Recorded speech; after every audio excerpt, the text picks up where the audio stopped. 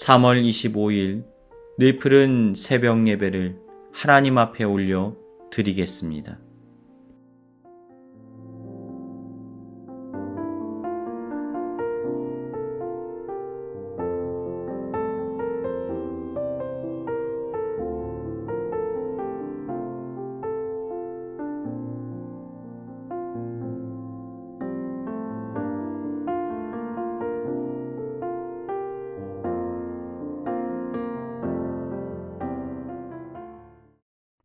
오늘 우리에게 주신 하나님 말씀은 누가복음 23장의 말씀입니다.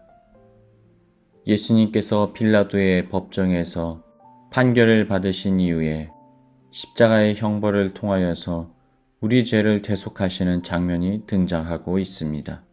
특별히 39절부터 43절 말씀을 묵상해 보도록 하겠습니다. 달린 행악자 중 하나는 비방하여 이르되 내가 그리스도가 아니냐 너와 우리를 구원하라 하되 하나는 그 사람을 꾸짖어 이르되 내가 동일한 정죄를 받고서도 하나님을 두려워하지 아니하느냐 우리는 우리가 행한 일에 상당한 보응을 받는 것이니 이에 당연하거니와 이 사람이 행한 것은 옳지 않은 것이 없느니라 하고 이르되 예수여 당신의 나라에 임하실 때 나를 기억하소서 하니 예수께서 이르시되 내가 진실로 내게 이르노니 오늘 내가 나와 함께 낙원에 있으리라 하시니라. 아멘. 성경은 죄에 대하여 이렇게 말씀하고 있습니다. 모든 사람이 죄를 범하였음에 하나님의 영광에 이르지 못하더니 누구도 피할 수 없이 모두가 죄인이라는 것입니다. 그런데 문제는 한 번 범죄한 인간은 아무리 하나님께로 돌아가고 싶어도 죄에 가로막혀 돌아갈 수 없다는 것입니다. 성경은 말씀합니다. 죄의 삭은 사망이다. 결국 범죄한 인간은 하나님과 완전히 단절되었습니다. 죄로 인하여 영적인 죽음을 맞이하고 말았던 것입니다. 하나님과 끊어져 이 땅을 살아가는 동안 더 이상 하나님의 사랑을 공급받지 못하게 되었습니다. 그로 인하여서 우리 안에는 커다란 내면의 문제가 발생합니다. 견딜 수 없는 외로움과 두려움, 또 내면의 공허감이 찾아옵니다.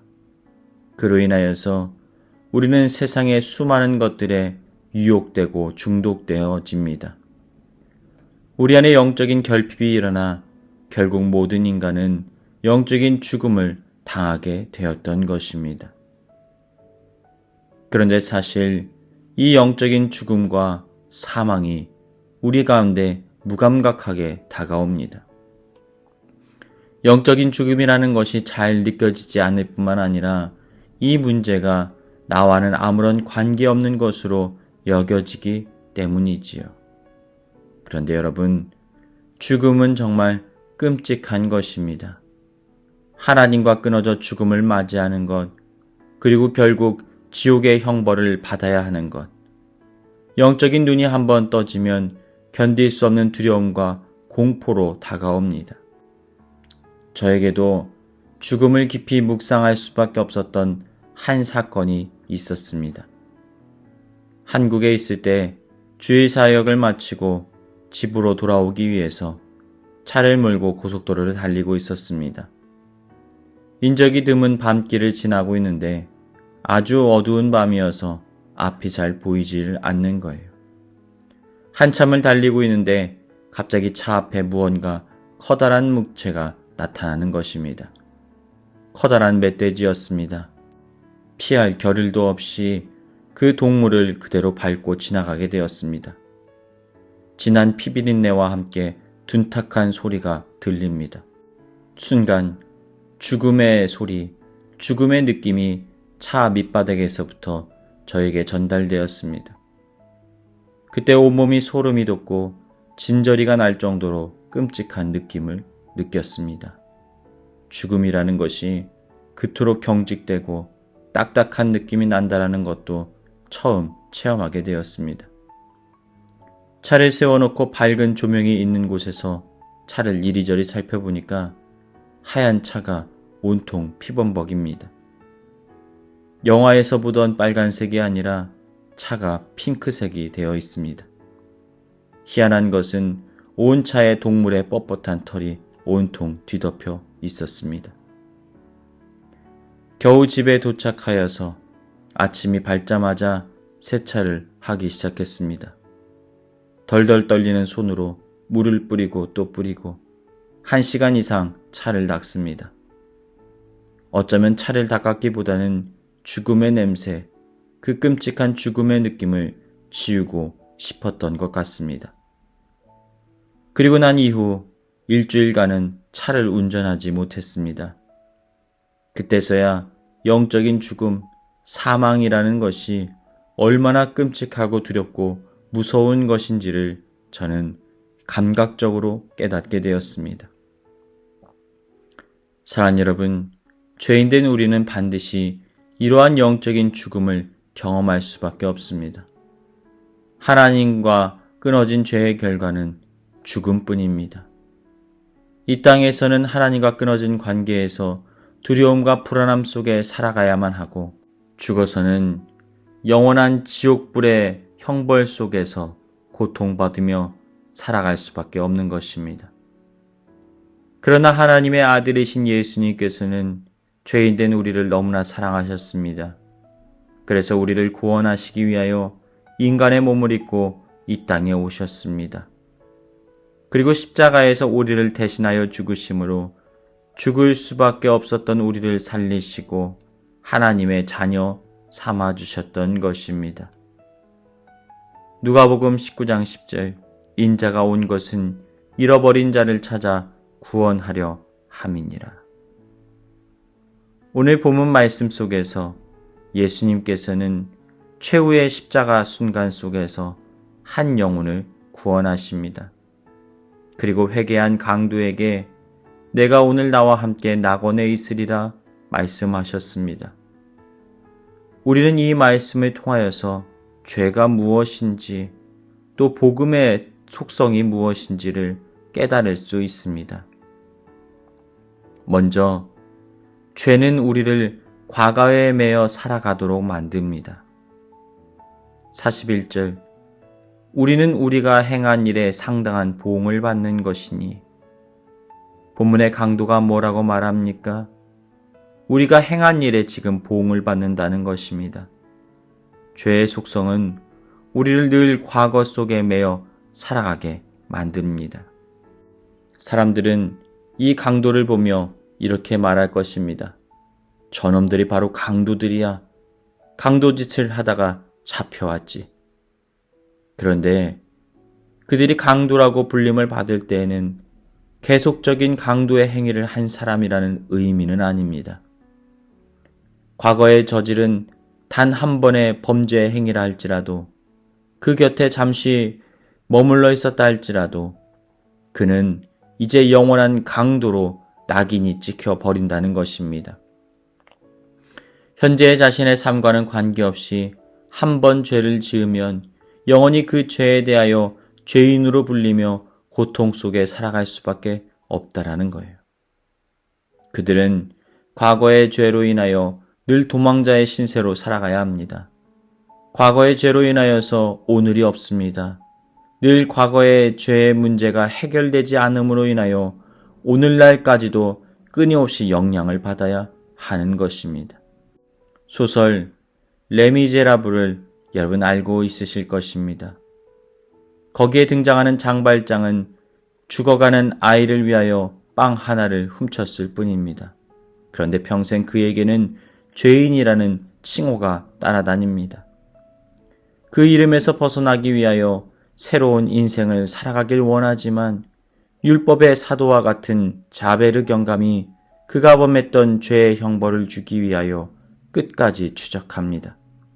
그를 다시 죄인의 자리로 되돌려 놓으려고 하는 것입니다. 이러한 율법의 관점에서 보면 오늘 본문의 강도의 고백은 당연히 그가 받아야 할 죄의 대가의 책임을 말하고 있습니다. 나는 벌을 받아도 마땅해. 나는 죽어야 마땅해. 십자가에 달려 죽어가는 와중에도 자신이 버렸던 죄책감과 정죄감 속에서 여전히 고통스러워하고 후회하고 있었던 것입니다. 어쩌면 그의 삶의 평생은 십자가에 달린 것과 같은 고통의 연속이었을 것입니다. 평생토록 죄책감과 죄의 낙인으로 인하여서 현재를 살아본 적이 없이 과거의 그 시간에 매여 괴로워했을 것입니다. 사랑하는 여러분, 이것이 바로 죄의 속성입니다. 늘 과거를 되돌아보게 만듭니다. 그때 그렇게 행동하지 말았어야 했는데, 그때 그렇게 하면 안 되는 건데, 오늘을 살아가지 못하게 만들고 과거의 문제가 오늘을 살아가는 우리를 괴롭고 고통스럽게 만드는 것입니다. 그렇다면 이 죄의 문제를 어떻게 해결할 수 있을까요? 여러분, 복음은 우리를 현재를 살게 하고 미래를 소망하도록 만듭니다. 죄수가 이렇게 말합니다. 예수여, 당신의 나라에 임할 때 나를 기억하소서 하니. 그가 예수님을 이 땅의 구세주로 인정합니다. 하나님의 아들이라고 고백하고 있는 것입니다. 그러자 예수님께서 놀라운 말씀을 하십니다. 예수께서 이르시되 내가 진실로 내게 이르노니 오늘 내가 나와 함께 낙원에 있으리라 하시니라. 강도는 지금 어디에 있습니까? 장대 높이 들려 십자가의 위에 놓여 있습니다. 그는 죄의 용서를 받을 어떠한 행위도 하지 않았습니다. 죄를 씻기 위해 자신을 수행하고 참회한 것도 아닙니다. 죄의 문제를 해결하기 위하여 선행으로 죄를 갚아나간 것도 아닙니다. 그래서 그는 단지 십자가에서 저지른 죄의 대가를 치르고 있습니다. 그런데 주님이 이렇게 말씀하시는 거예요. 나와 함께 낙원, 천국에 있으리라. 이것은 죄로부터의 해방을 말합니다. 그의 영혼이 죄로부터 건진받아 지금 현재 하나님의 백성이 되었음을 말하고 있는 것입니다. 그리고 미래에 천국의 소망을 가지고 살아갈 수 있는 존재가 되었다는 것입니다. 과연 어떻게 이런 일이 있을 수 있단 말입니까?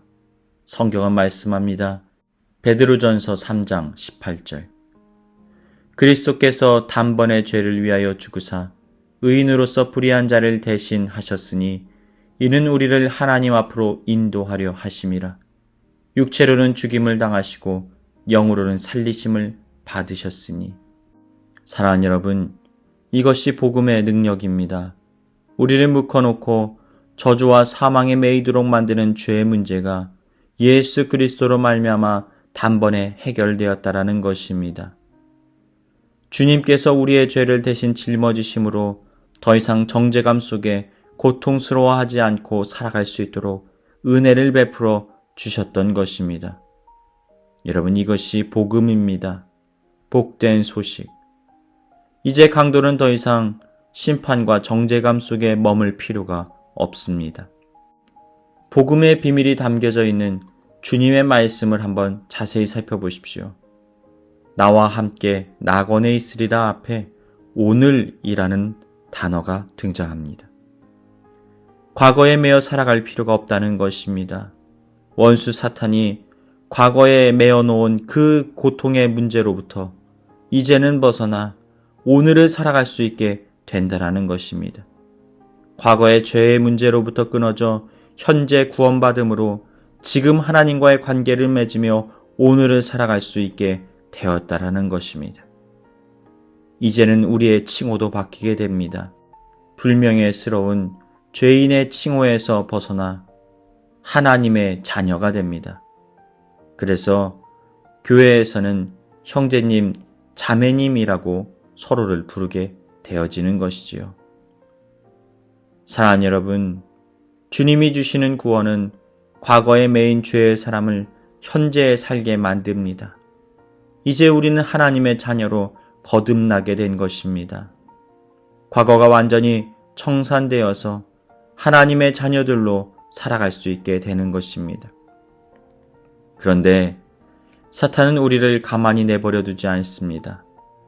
살며시 정죄감이 우리의 삶에 또다시 찾아옵니다. 과거의 문제 속에 매여 있도록 정죄합니다. 우리를 괴롭힙니다. 너는 평생의 죄의 올무에서 벗어날 수 없어. 그러나 주님의 음성을 들어보십시오. 모든 사람이 죄를 범하였음에 하나님의 영광에 이르지 못하더니 그리스도 예수 안에 있는 속량으로 말미암아 하나님의 은혜로 값없이 의롭다 하심을 얻은 자 되었느니라. 사랑하는 여러분, 복음으로 인하여 의롭다 하심을 입은 거룩한 자로서 오늘을 살아가십시오. 이전 것은 지나갔으니 보라 새 것이 되었도다. 복음으로 인하여 오늘의 삶을 살아내십시오. 새롭게 변화된 우리의 가치와 정체성을 가지고 기쁨과 감사함 속에 복음의 은혜를 누리며 살아가십시오. 그러한 복된 하나님의 자녀로서의 삶을 살아가시길 주님의 이름으로 축복합니다. 교회 주신 공동의 기도 제목을 가지고 다 같이 기도하시겠습니다. 첫 번째로, 우리의 믿음이 뒤로 물러서고 넘어지고 포기하는 신앙에서 이제는 벗어나 마가와 같이 변화되어 거룩하고 신실한 믿음을 지키며 살아가게 하여 주옵소서. 나를 결코 포기하지 않으시는 주님의 사랑을 깨닫게 하시고 주님의 손에 붙들려 위대한 하나님의 사명을 온전히 감당케 하여 주옵소서. 전쟁으로 고통당하는 우크라이나 가운데 주님의 위로와 평화가 임하게 하여 주옵소서. 이 시간 다 같이 기도하시겠습니다.